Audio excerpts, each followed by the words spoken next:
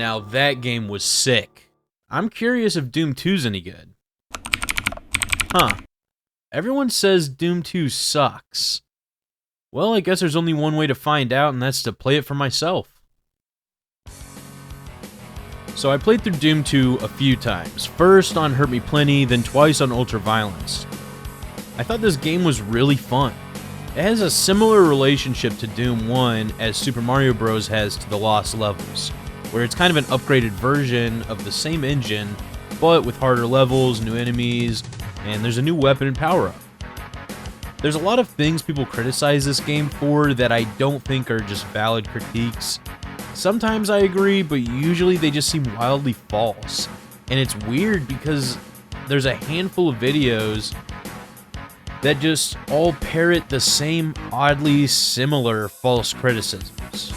So I decided my angle for this video is to defend Doom 2, give my honest opinion, and comment on how it differs from the common consensus when I feel that's necessary. I'll start off by giving an overview of the new additions before I get into the level design and discuss notable missions. For new additions, we have the power-up called the Megasphere, which instantly fills you to 200% health and armor. These things are sweet, and they don't just trivialize the game since they're not really that common, and the game's a big step up in difficulty from the previous entry. Another new addition is the Super Shotgun, which can deal up to over twice as much damage depending on accuracy when compared to the classic shotgun. It also uses twice as much ammo than the classic in exchange, as well as having a slower reload animation. People criticize it for making the classic shotgun useless, but there's still situations for both. Need to conserve ammo while killing a single imp? Well, switch to the classic. Need to quickly deal with a Caco demon? Well, the SSG can kill him in 3 shots instead of 6. Need that faster firing rate? Well, the classic has you covered. So, there are situations for both, and I think that's cool. Also, the SSG just feels badass to use. Now, these two buffs to the gameplay were needed, because every new monster type added to the roster are on the higher end of the threat scale. First, we have Arachnotrons. They're miniature spider mastermind variants. Heavy Gunners. They're a hit-scan zombie type equipped with the chain gun. Hell Knights.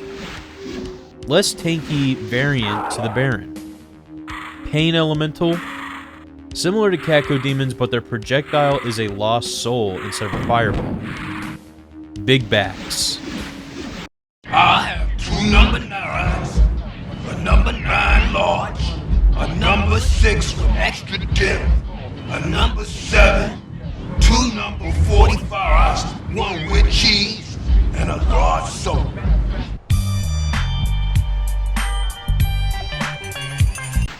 It's the same demon race as the Cyber Demon, but changing the rocket launcher for dual flamethrowers that shoot 3 volleys of fireballs.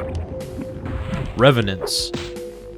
Armored skellies equipped with rocket launcher shoulder pads that can lock onto you for a homing attack. And lastly, easily the most threatening and intimidating monster type is the Archvile. They lumber around with an absolutely creepy walk cycle and utilize magic to cast an explosion on you. And when you're hiding from their line of sight too long, they start to resurrect enemies you've already killed nearby. Upon opening up the manual, we first get The Story Continues. After days of hard fighting in space, you've returned home on well-earned leave. You saved the Mars base and became a war hero. You were the only survivor. You quit the military and head home only to find cities on fire, zombie men attacking civilians, billions already dead, few humans remain. Those few survivors are prepared to leave Earth to rebuild a new home elsewhere, but they can't leave until the only ground spaceport is clear for takeoff. The pathetic remnants of Earth's soldiers are making an assault on the invaders. Win or lose, the final traces of human existence depend on you. The sounds of combat echo from deep within the starbase. Something hisses with rage from the steel tunnels ahead. They know you're here. No one's left but you. You and them. Flipping through the pages, you can find things like the quick save feature. Well, I make a quick save at every mission start in case I die, so I don't have to pistol start unless I want to. And there's also infinite lives, so if you do die and you can't load a save for whatever reason, you never get a game over. These stages can get tough, but with infinite continues, you can learn them, you can get good at them, and the manual goes on to say Doom 2 is simple. All you need to survive is brains and a killer instinct. So if Doom 2 is too hard for you, then you just need to get good. It's literally that simple, says the manual. Moving forward, it has all the enemies listed with descriptions, except their names are wrong, and yo! At the end, it says that they have strategy guides for sale, and an official Doom 2 t-shirt, and a Doom 2 official player's cap? In Doom 1, the two main designers were John Romero, who designed 8 stages, and Sandy Petersen, who designed 19. Tom Hall doesn't have any solo efforts, but he helped Romero and Petersen on a couple of their stages. John having fewer stages does have more consistent quality, but Sandy only has 2 C-tier stages, and a whopping 7 S ranks. Sandy gets a lot of flack, and compared to Romero, and people will always cushion it by saying, well, Sandy's good, but he's just spread too thin. And then go on to complain about every Sandy level ever, and ignore when Romero is guilty of the same supposed level design sins. Doom 2 has 30 missions, all to be played out contiguously, one after the other, with no end of episode break or pause between the next. There's also 2 bonus missions, which I'll get into later. The 30 missions are divided into 3 sets, identifiable by their change of skybox. The first 11 are the Outpost stages, followed by 9 city stages, and lastly 10 Hell stages.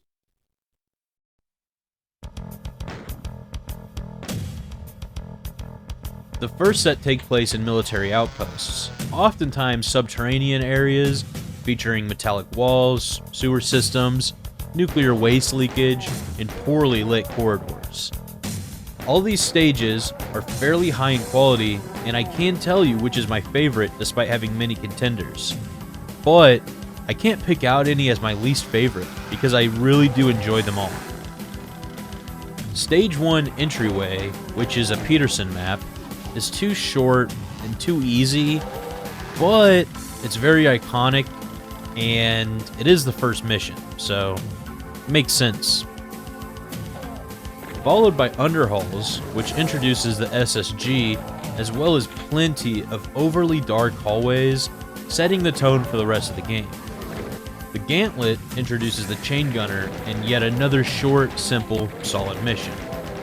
Stage 4 the Focus and Stage 5 the Waste Tunnels, both very standard, good, early missions, and all of these missions I'd give an A rank to. Also, they were designed by Doom 2's third designer, American McGee. Stage 6, The Crusher, introduces the Revenant and features the titular set piece, The Crusher, where you can hit a switch to crush a spider mastermind. Not for any particular reason other than, well, it's cool. These McGee stages are all fairly simple, compact, and slowly over time ramp up the difficulty stage by stage. You've entered deeply into the infested starport. The monsters brought their own reality with them. Technology is being subverted by their presence. Ahead you see an outpost of hell, a fortified zone. If you can get past it, you can penetrate the haunted heart of the starbase and find the control switch, which holds Earth's population hostage. Now entering Stage 7, which is my favorite Outpost mission, Dead Simple. You enter an arena with 4 mancubi, and upon killing them, the walls open up, turning the arena into a kill box, having you surrounded by 8 arachnotrons. both being introduced to the stage, and a great one at that. An S-tier entry from American McGee. Following is Sandy's stage, Mission 8, Tricks and Traps, an iconic stage that created an entire style of Doom maps. You start off in a central hub area surrounded by 8 doors, and aside from 2 key doors, you can pick any direction you'd like to start, with every room filled with character and iconic design.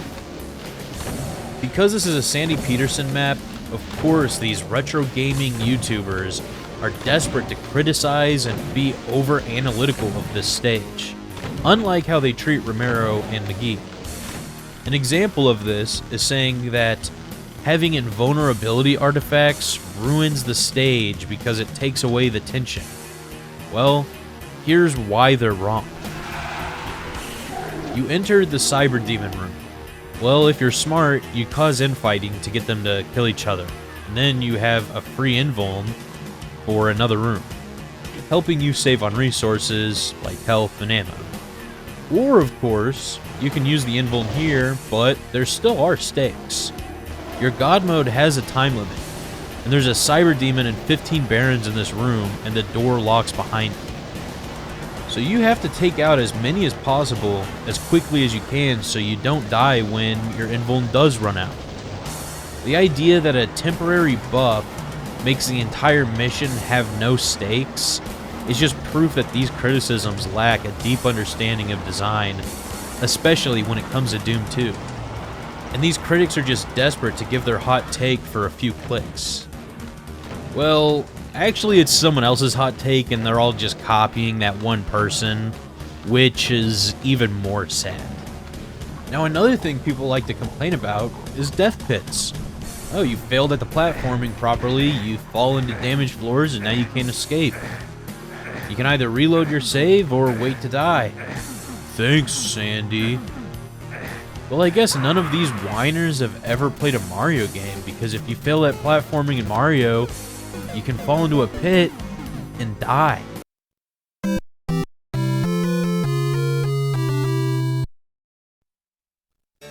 Next up is The Pit, another Sandy-designed stage here, and another S-tier mission. Yeah, I said it. The Pit is good. It's difficult, but if I didn't want a challenging and engaging gameplay, I'd put down Doom and go play some movie game. The Pit is similar to Tricks and Traps, where you start in a central hub and have a few routes to choose, but the paths are a little bit more fleshed out in Stage 8, and that's not necessarily good because simplicity and brevity do go a long way in Doom stages, but I still think the Pit executes it well. A lot of these paths aren't too long, and they're not overly complicated. They're still fun, and they're still engaging. The following mission is Refueling Base. It's a large map, very difficult as well.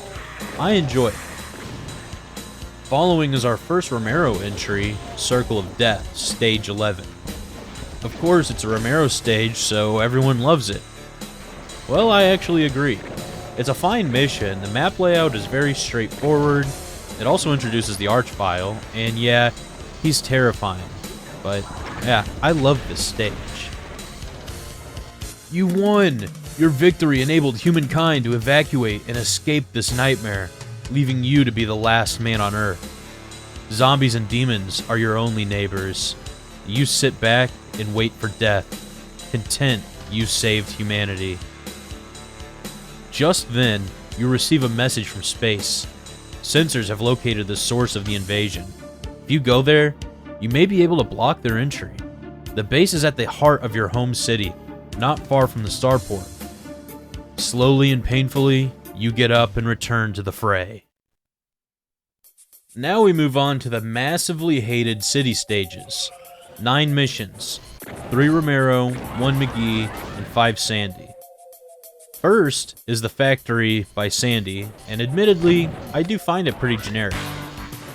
It is fun enough on your first playthrough, but the common criticism is that it doesn't look like a factory enough, which is not true, and also just doesn't matter. The stage is still fun. Next up is downtown, which I'll come back to. First, I want to cover McGee's The Inmost Dens. I find this mission enjoyable enough. It feels like the textbook definition of a standard, good Doom level. It doesn't really impress me much, but the charm's there. It feels very by-the-book good.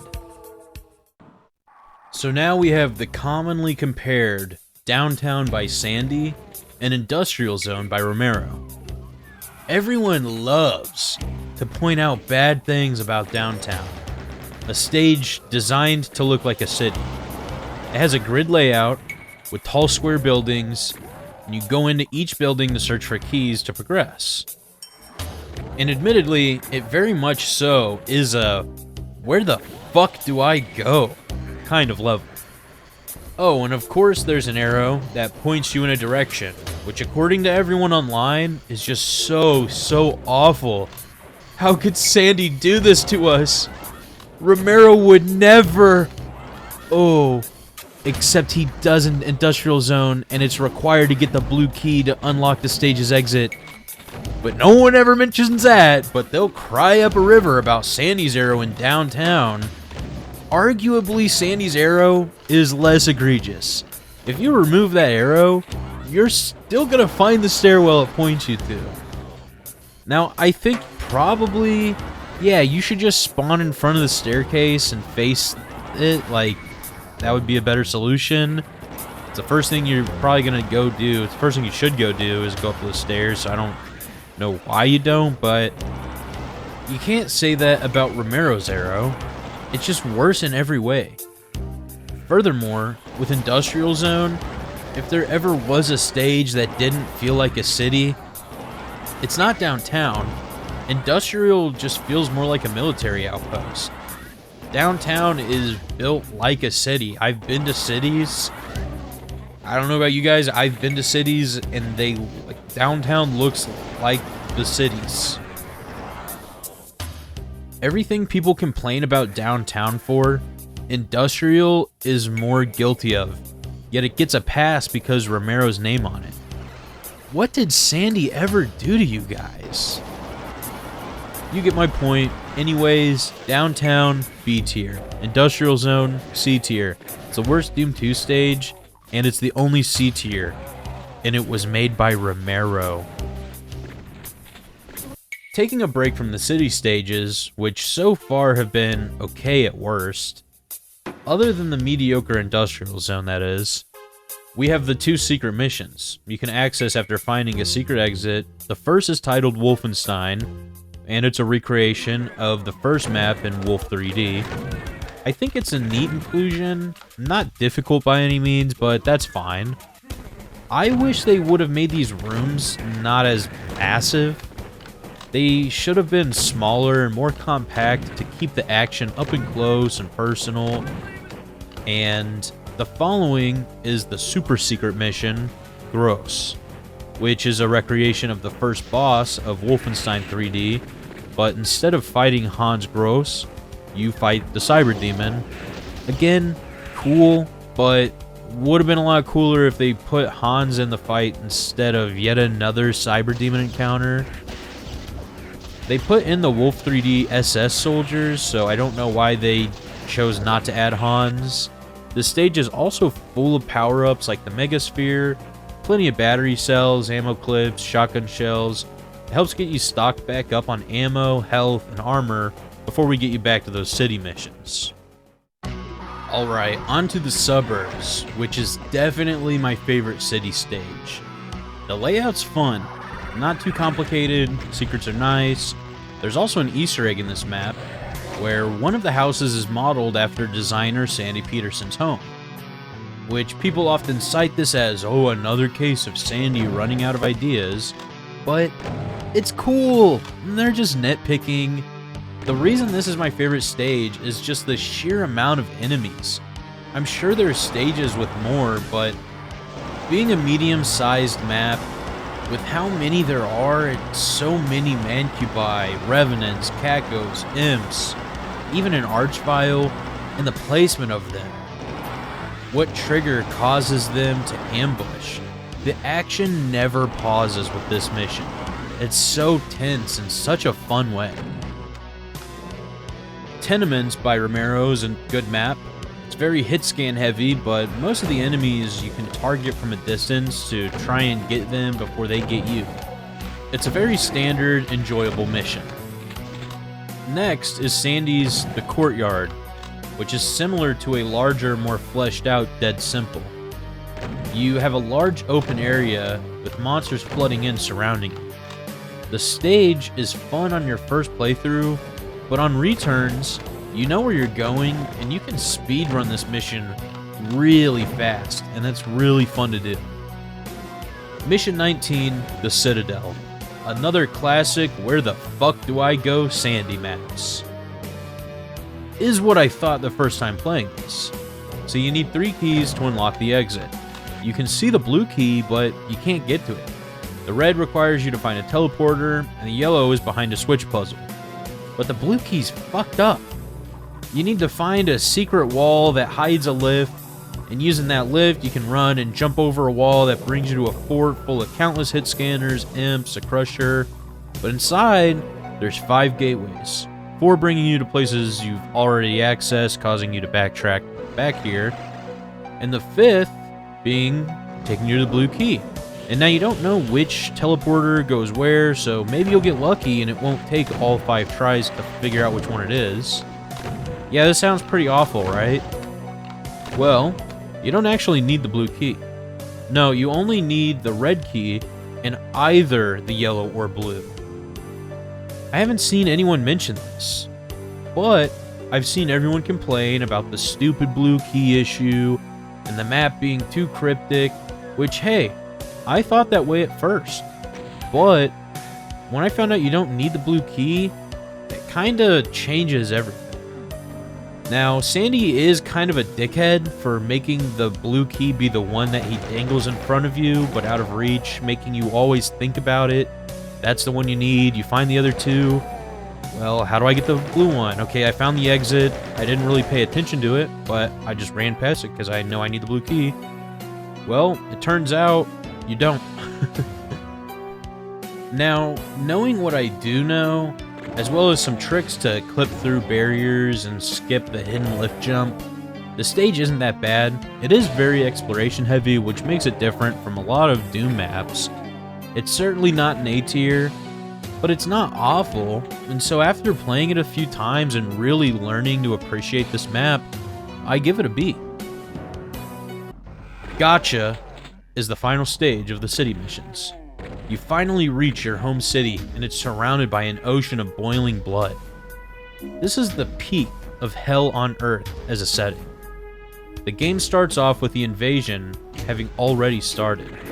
You clear out the starport base to allow the rest of humanity to escape, but through the city stages, you start off in what looks like war-torn cities. Ash and rubble fill the streets, buildings are intact, but the skyline is ablaze. As we progress through these levels, things get more corrupted, demonic. You have pools of boiling blood in the industrial zone, and the suburbs just feel like a post-apocalyptic area, with the vines growing on the walls of buildings as if hell is corrupting Earth itself. And now, we're at the heart of it. Your hometown now looks more like hell than it ever did Earth. This mission is fairly difficult, and although the map is kind of large, it feels dense. And of course you're greeted by both generals of this war being waged on your home, the Cyber Demon and the Spider Mastermind. But what's neat is you can get them to infight, leaving you to just have to deal with one of them, and they'll be weakened by the time they come for you. The Crusher was Kino, but this set piece is way more iconic. A tier, and this is my favorite Romero stage in the whole game. You're at the corrupt heart of your city, surrounded by corpses of your enemies. You see no way to destroy the entryway from this side, so you clench your teeth and plunge through it. There must be a way to close it on the other side. What do you care if you gotta go through hell to get to it? Now, onto the hell stages. Here we have a good one, Nirvana. It's short, fun to get through. Wait a minute, this is a Sandy map? I thought it was Romero. Never mind, I hate this map now. It's too short, it sucks. That's my impression of these clickbait fake gamer YouTubers. Nirvana's an A-tier stage. Yeah, it's short. Oh no. It's fun. Like, it's fun. Following is the Catacombs, which is the final entry from American McGee. It's a fine stage, very hit scan heavy. One part is kind of BS where you teleport to a pillar surrounded by chain gunners and a few revenants, but hey, it's a mechanical challenge. Either you're tough enough to overcome it, or, well, you don't have brains or a killer instinct. Next is Barrels of Fun, which often gets hand-waved as being a fun but gimmicky map. Yeah, the level design's a bit gimmicky, I guess, but so what? That's actually a good thing. You have all these barrels placed to force you to play more carefully, or to trick enemies into shooting them while you run away. It's a fun break from the other more standard design maps, which is something Doom 1 didn't have other than maybe Fortress of Mystery, sorta, but it's okay if some levels are different. The Chasm is another mission with gimmicky level design, ooh. And oh no, it's a Sandy map.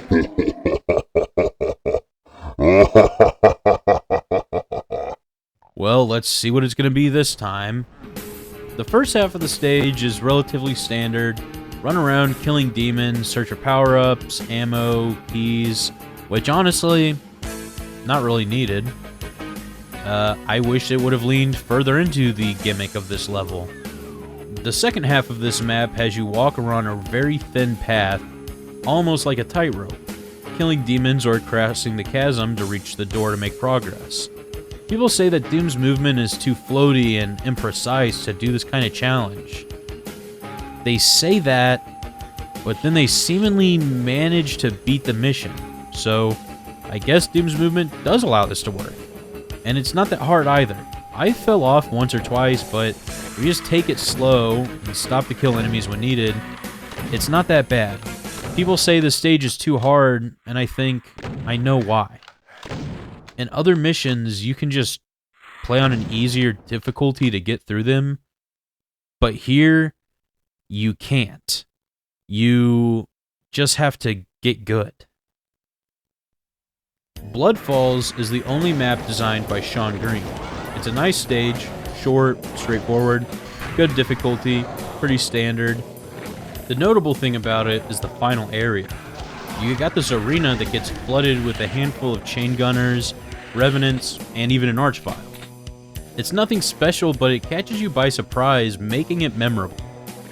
Followed is the most iconic set piece in the game. The exit to this stage as a small pyramid structure with a floating cube above it. I think it's supposed to represent the fourth dimension or something unfathomable to our minds.